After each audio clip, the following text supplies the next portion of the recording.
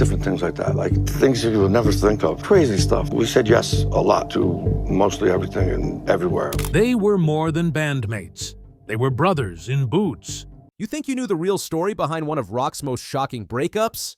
Think again. After 11 years of carefully guarded silence, Richie Sambora has finally pulled back the curtain on what really happened between him and Jon Bon Jovi. And let me tell you, it's absolutely explosive. This isn't just another celebrity feud, folks. This is the complete destruction of a 30-year brotherhood that gave us some of the greatest rock anthems of all time. And what Sambora just revealed, it's going to change everything you thought you knew about Bon Jovi. For 3 decades, Richie Sambora and Jon Bon Jovi were more than bandmates. They were musical soulmates. Together, they crafted timeless masterpieces like Livin' on a Prayer, You Give Love a Bad Name, and Wanted Dead or Alive. Their chemistry was legendary, their success was astronomical, and their bond seemed unbreakable. But in April 2013, something shocking happened. Right in the middle of Bon Jovi's Because We Can tour, Sambora vanished. Gone. Just like that. No warning, no explanation, he simply walked away from everything they'd built together. For 11 years, fans have been left wondering what really happened. Why would someone abandon a multi-million-dollar empire at its peak? And most importantly, what was Jon Bon Jovi's role in this devastating split? Well, people, the wait is over. In a recent explosive interview on Billy Corgan's The Magnificent Others podcast, Richie Sambora didn't just break his silence, he detonated it like a nuclear bomb. And what he revealed? It's absolutely devastating for Jon Bon Jovi's carefully crafted image. Sambora revealed that late in his tenure with Bon Jovi, he had a conversation that literally shook him to his core. But this wasn't just any conversation. This was the moment that destroyed a 30-year partnership forever. Here's what happened. After Sambora finished touring in support of his 2012 solo album, he reached out to Jon, ready to dive back into their legendary songwriting partnership. They'd done this dance for decades. It was their formula for success. But Jon Bon Jovi dropped a bombshell that would change everything. Jon Bon Jovi said all of a sudden, "Nah, you don't gotta worry about songwriting. Session guitarist John Shanks and I wrote like 30 songs. Can you imagine? 30 years of partnership. Hundreds of millions of records sold, and Jon Bon Jovi just casually tells his creative soulmate that his services are no longer needed. Sambora admitted, "It shook me a little bit, but here's the kicker. He didn't give up." Despite being blindsided, Sambora kept an open mind. He said, "All right, what do you got?" And then came the final insult. When Sambora listened to those 30 songs that Jon and Shanks had written together, his worst fears were confirmed. And it didn't sound like Bon Jovi. It didn't sound like the band, Sambora revealed. Can you imagine that gut-wrenching moment? 30 years of your musical DNA, your creative fingerprints on every major hit, and suddenly you're listening to something that sounds like a complete stranger wearing your band's name. But wait, it gets even worse. Sambora's recent revelations paint a picture of a frontman who was systematically pushing out his most important collaborator. "I felt like Jon was changing his focus and he often wanted to be a solo artist," Sambora explained. This wasn't some sudden revelation. This was a slow, calculated betrayal that had been building for years. Picture this. You're Richie Sambora, the man whose guitar riffs defined Livin' on a Prayer, whose harmonies elevated Wanted Dead or Alive to legendary status, whose creative partnership built a billion-dollar empire. And your supposed best friend, your musical soulmate, is secretly planning to erase you from the equation. This wasn't just about creative differences. This was about ego. This was about control. This was about Jon Bon Jovi wanting to be the sole star of his own show, even if it meant destroying the very partnership that made him famous in the first place. The evidence was everywhere. Jon's increasing desire for solo projects, his willingness to work with outside songwriters, his gradual distancing from the collaborative process that had made Bon Jovi legendary. Sambora could see the writing on the wall, and it spelled out his exile in brutal clarity. And the most heartbreaking part, Sambora now says that if he could go back in time, he might have left a couple of albums before, because I think Jon was moving into a place where he wanted to not really be a band. Think about that for a moment. The man who helped create some of rock's most beloved songs is saying he should have abandoned ship even earlier because Jon Bon Jovi was already mentally checking out of the partnership. This revelation cuts deep. It means that while fans were celebrating albums they thought represented the band's unity, Jon was already plotting his solo future. While Sambora was pouring his heart into their collaborative work, Jon was treating it like a stepping stone to something bigger, something that didn't include his longtime partner. Now, you might think that after all these years, there would be some remorse, some attempt at reconciliation.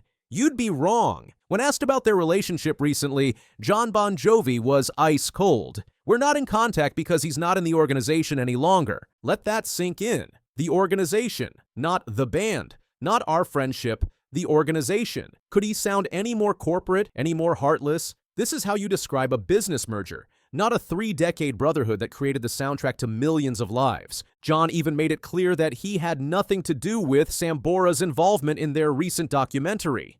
They interviewed Richie in London. "I wasn't there," he explained coldly. "I had nothing to do with it." This is how you treat a brother, someone who helped you build a rock empire from nothing.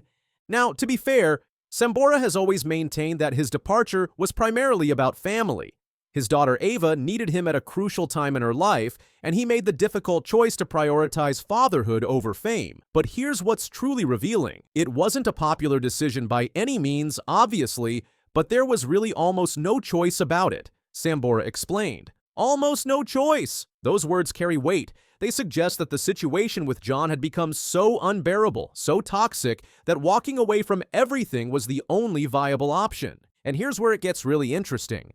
Despite everything, despite the betrayal and the cold shoulder, Sambora has kept the door open for a potential reunion. In May 2024, he even said that if Jon's voice recovers from his recent surgery, if he gets his voice back, "I'll go play." But Jon Bon Jovi, he's shown zero interest in healing this rift, zero interest in acknowledging his role in the destruction of their partnership. Meanwhile, Sambora continues to battle personal challenges. Just recently, he underwent emergency surgery after breaking his hand in 2 places during a touch football game. But did Jon reach out? Did he show any concern for his former creative partner? The silence speaks volumes. So here's what we're left with. A rock legend who helped create the soundtrack of our lives, systematically pushed out by an ego-driven frontman who valued solo control over collaborative genius. Jon Bon Jovi may have kept the name, but he lost the soul of the band when Richie Sambora walked away. And these recent revelations make it crystal clear. This wasn't just a business decision or creative differences. This was a betrayal, a 30-year partnership destroyed by one man's desire to be the only name on the marquee. Richie Sambora didn't just break his silence, he exposed the truth about what really happens when fame, ego, and power corrupt even the strongest of bonds. The question now isn't whether Bon Jovi can survive without Richie Sambora. They've proven they can continue. The real question is whether Jon Bon Jovi can live with himself knowing he destroyed one of rock's greatest partnerships for the sake of his ego. What do you think? Was Jon Bon Jovi justified in pushing Sambora aside, or did he destroy something beautiful for selfish reasons? Drop your thoughts in the comments below, and don't forget to subscribe for more explosive celebrity revelations that will shock you to your core. Because trust me, this story is far from over, and what comes next might be even more devastating than what we've heard so far. Mo Howard or Larry Fine, because I knew they were still alive, and the operator said, "Well, we have several M. Howards, but only one Larry Fine." For decades, the world laughed at the Three Stooges, unaware that behind the slapstick, Curly Howard was silently cracking. In his final days, Larry Fine disclosed the heartbreaking truth. Curly wasn't just overworked, he was crying out for help as his mind slipped away, and no one listened until it was too late. This is the story Columbia Pictures wanted buried. Curly Howard was the wild-hearted whirlwind of the trio, while Larry Fine served as the quiet, observant middleman caught between Mo's aggressive leadership and Curly's chaotic energy. On screen, they were the perfect comedy team. Off camera, Larry was witnessing something far more sinister, the slow destruction of his friend's mind and spirit. During the early days of the Three Stooges, before the fame and big paychecks, Larry often shared rooms with Mo and Curly. They lived close together, and nothing stayed hidden for long. Larry occupied a unique position as the observer between his two partners, and this vantage point allowed him to notice things that others missed. When the cameras rolled, Curly lit up the room with his infectious energy. But when the spotlight went dark, so did Curly. Larry began noticing a disturbing pattern. Curly would go completely quiet backstage, staring at walls for minutes at a time, completely unmoving. Sometimes he wouldn't even respond when someone called his name. This wasn't simple fatigue. It was as if something inside him had turned off entirely. Unlike Moe, who was vocal with statements and updates, Larry remained quiet and observant. But he was deeply affected by what he witnessed. He began keeping notes, writing down observations in his travel journals, and jotting thoughts on the backs of scripts. Some of those pages survived, and they tell a painful story of a man slipping away while still right in front of us. Larry didn't have terms like dementia or neurological illness to describe what he was seeing. These conditions weren't widely understood in the 1940s, but he knew something was fundamentally wrong.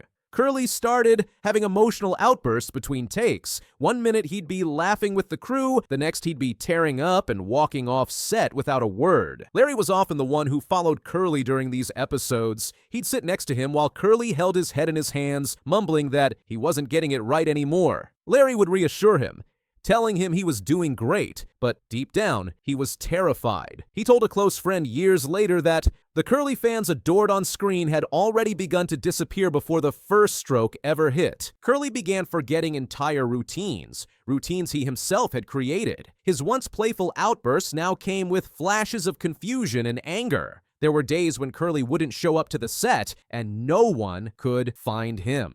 The situation was becoming impossible to ignore. Behind closed doors, Larry and Moe had a private conversation they rarely mentioned afterward. Moe was pacing the dressing room, almost panicked. He told Larry he didn't think Curly could keep going. They agreed their friend needed a break, but Columbia Pictures had other plans. When they asked to pause production or rest Curly for a few months, the studio's answer was brutally clear. No, if Curly couldn't perform, he'd be replaced. Just like that. Larry never got over that moment. He later said that was the day he realized the act had become a business first and a brotherhood second. They weren't a team anymore. They were products, and Curly was the main attraction. What happened on stage during Halfwit's Holiday in 1946 would confirm every fear Larry had been carrying. The collapse on set was supposed to be another routine short, but Larry said something felt wrong from the moment they arrived. Curly looked distant, barely spoke, and his eyes didn't focus properly. The crew joked that he must have had a late night, but Larry wasn't laughing. Larry pulled Moe aside and said flat out, "Curly isn't right." Moe agreed, but the show had to go on. Everyone brushed off the warnings except Larry. Just before cameras rolled, Curly sat slumped in a chair, mumbling his lines under his breath, but the words weren't coming out right. Larry watched him try 3 times just to remember a single phrase. Then, during filming, it happened. In the middle of a scene, Curly froze. He opened his mouth, but nothing came out. His face contorted, and suddenly he collapsed. The set went still. Moe rushed over, but Larry just stood there, frozen, because he'd seen this coming. He had warned them, and now it was too late. That stroke would end Curly's career and, in many ways, his life. But what Larry told later was even more disturbing. He said Curly had shown signs of minor strokes before that moment. Slurred speech, muscle twitches, and emotional swings. Larry believed that day on set wasn't just a medical emergency. It was the final breaking point of years of neglect, the moment when Curly's body finally gave up after months of being pushed past its limit.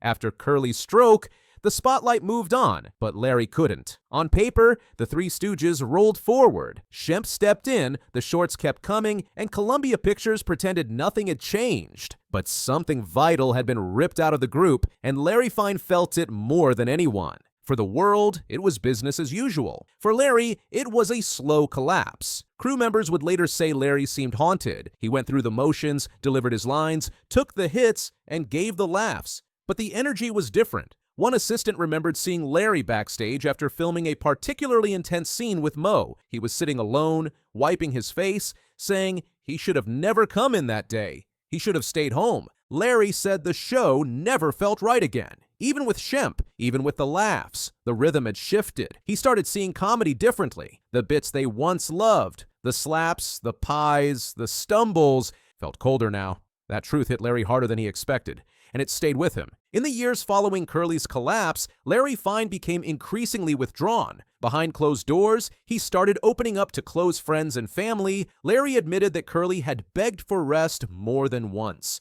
In the late 1960s, as Larry's own health began to decline, he gave more detailed accounts to writers working on books about the Stooges. In one taped conversation, Larry described Curly's final performances as torture behind a laugh track.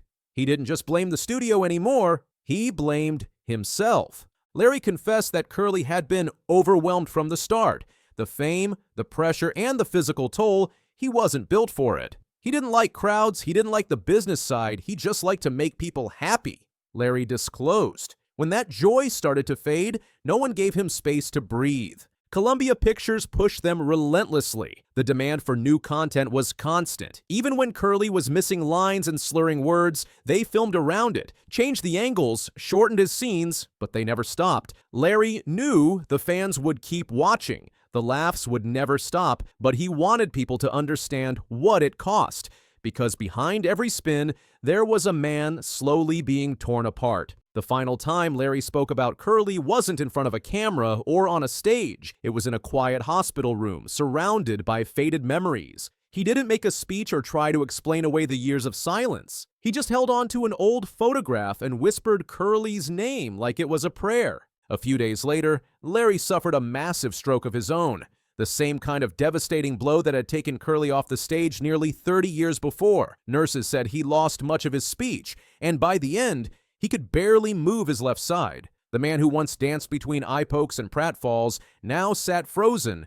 trapped inside a failing body just like Curly had been. Larry Fine died in January 1975. By then, the world had changed. The original Stooges were gone, but the reruns lived on. Children still laughed at the chaos. Adults still remembered the punchlines, but the tragedy behind the trio stayed buried until Larry broke his silence. Hey, Sergeant, you want some of this new Cool Whip topping? Later, pile. I'm getting in shape in case our Cool Whip contest winner's a girl. Anybody can win a trip to Hollywood and a guest appearance on the show. For 50 years, Frank Sutton kept his mouth shut about the dark truth behind Gomer Pyle, the man who made millions laugh as the explosive Sergeant Carter was actually dying inside, trapped by his own success and desperate to break free. Behind that famous red face and booming voice was a classically trained actor who felt like a prisoner in his own hit show. Today, we're finally revealing the shocking secrets Frank Sutton never wanted you to know, and the truth about what really happened on the Gomer Pyle set will change how you see this beloved show forever. For 5 seasons, Frank Sutton brought Sergeant Vince Carter to life with incredible energy. Every week, millions of viewers watched him yell at Gomer Pyle, his face turning red with frustration. But here's what most people didn't know. Frank Sutton was nothing like his character in real life.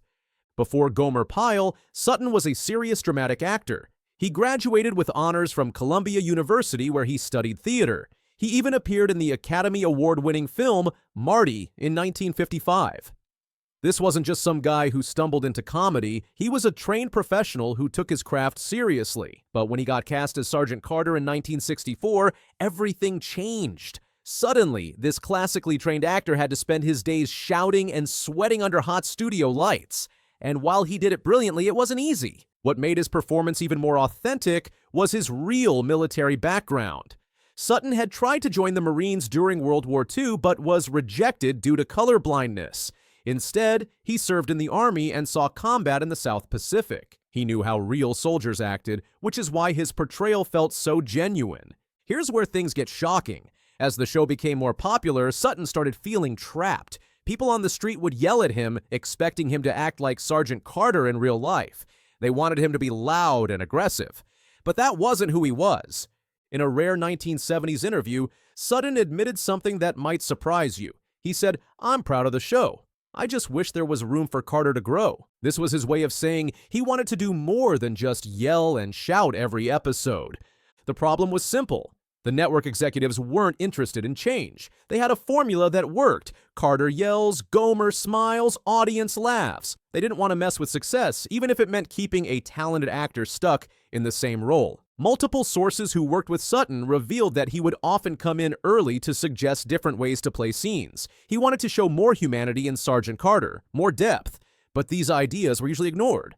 The producers wanted punchlines, not character development. Now, let's talk about something that might shock you even more. The relationship between Frank Sutton and Jim Nabors wasn't as close as fans believed. While they had great chemistry on screen, their real-life relationship was more professional than personal. Sutton and Nabors came from completely different backgrounds. Sutton was a disciplined, classically trained actor who prepared intensively for every scene. Nabors, on the other hand, was more relaxed and improvisational. He came from variety shows and relied on his natural charisma. This created an interesting dynamic on set. Sutton would memorize every line perfectly and expect the same from everyone else. If someone messed up during rehearsal, he would stop and reset.